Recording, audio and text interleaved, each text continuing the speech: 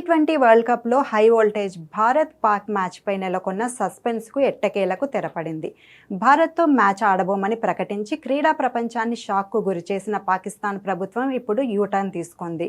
ICC deputy చైర్మన్తో కీలక చర్చలు, మిత్ర దేశాల విజ్ఞప్తులు, శ్రీలంక జోక్యం తర్వాత పీసీబీకి మ్యాచ్ ఆడేందుకు అనుమతి ఇచ్చింది. ఫిబ్రవరి 15న కొలంబో వేదికగా షెడ్యూల్ ప్రకారం మ్యాచ్ జరుగుతోందని అధికారిక ప్రకటన వెలువడింది.